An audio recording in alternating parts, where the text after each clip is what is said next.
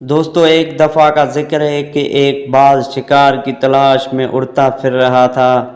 اچانک اس کی نظر نیچے پڑی تو دیکھ کر بہت حیران ہوا کہ ایک شیر ایک بکری کو اپنے پشت پر بٹھا کر سیر کروا رہا تھا اور تازہ تازہ گھاس بکری کو خود کھلا رہا تھا۔ بکری بڑے مزے سے بنا ڈرے شیر کی سواری سے لطف اندوز ہو رہی تھی۔ ماجرا حیران کن تھا۔ باز نے اپنی حیرانی دور کرنے کا فیصلہ کر لیا۔ جب شیر بکری کو اتار کر ادھر ادھر ہوا تو باز بکری کے پاس آیا اور سوال کیا، بکری یہ کیا ماجرا ہے؟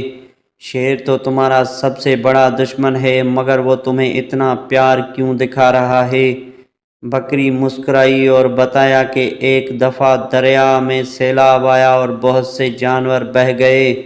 ان میں یہ شیر بھی تھا جو اس وقت ایک چھوٹا بچہ تھا اور ڈوبنے کے قریب تھا۔ مجھے اس پر ترس آیا اور میں نے اسے بچا لیا۔ اس وقت سے یہ میرے ساتھ ہے اور میرا دودھ پی کر جوان ہوا ہے۔ اب یہ مجھے اپنی ماں سمجھتا ہے اور میرے اس احسان کا بدلہ اس طرح پیار سے ادا کر رہا ہے۔ جنگل کے کسی جانور کی مجال نہیں جو مجھے غلط نگاہ سے دیکھے۔ یہ اسے چیر پھاڑ دیتا ہے جو مجھے تنگ کرنے کی کوشش کرے۔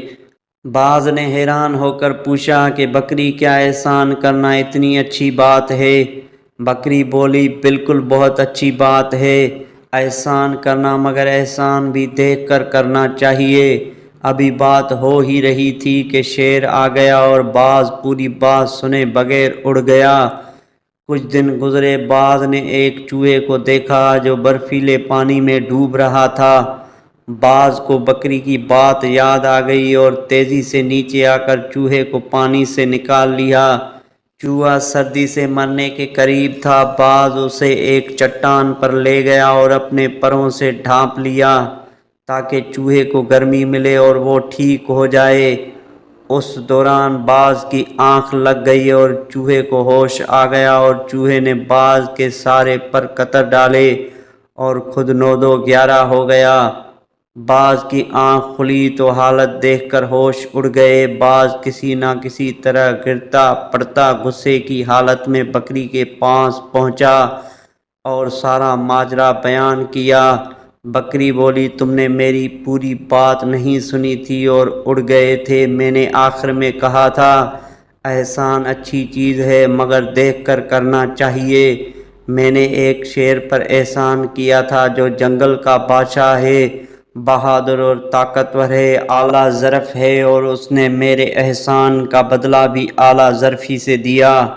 تم نے چوہے پر احسان کیا جو ایک کم ظرف جانور ہے، سو اس نے بدلہ بھی کم ظرفی سے دیا۔